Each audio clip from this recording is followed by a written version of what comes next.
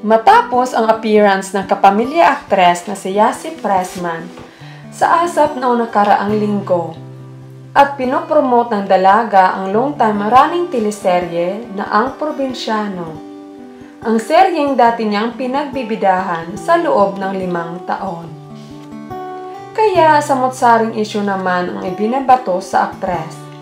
Dahil nga ayon sa ibang netizen, wala na siya sa Ang Probinsyano pero sinisiksik pa din daw ng aktres ang sarili niya.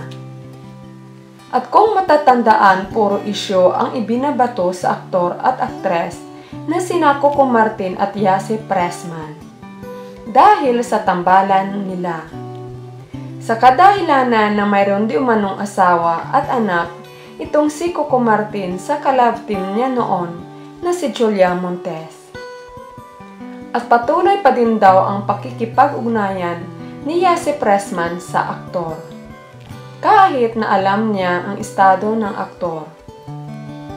Pero ipinagtanggol ulit ng aktor ang aktres. Sa isang panayam sa aktor na si Coco Martin, ay binasag niya ang isyu patungkol sa isyong ibinabato sa kanya, na may anak at asawa di umanong ito. Sa panayam na aktor sa Global Kamustahan na isinagawa ng The Filipino Channel or TFC ay nagsalita na ang aktor. Ayon sa kanya, pagbubutihin ko pa ang aking trabaho para sa pamilya ko balang araw.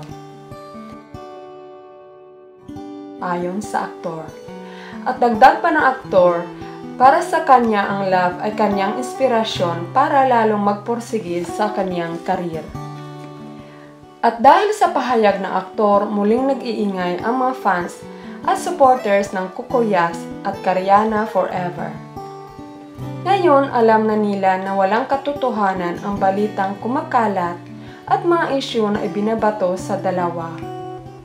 Ayon sa isang showbiz insider, kaya pala totoong-totoo ang ginagawa nilang eksena sa Ang Probinsyano. Kung matatandaan, inamin ng aktres sa isang interview na ang lahat ng ginagawa nila sa Ang Probinsyano ay totoo. Na kahit na walang script ay nagawa nila ng maayos. Dahil nga sa lukso ng kanilang mga damdamin at totoo ang kanilang naramdaman sa isa't isa. Makikita din kahit off-cam, sobrang sweet at lambingan ng dalawa.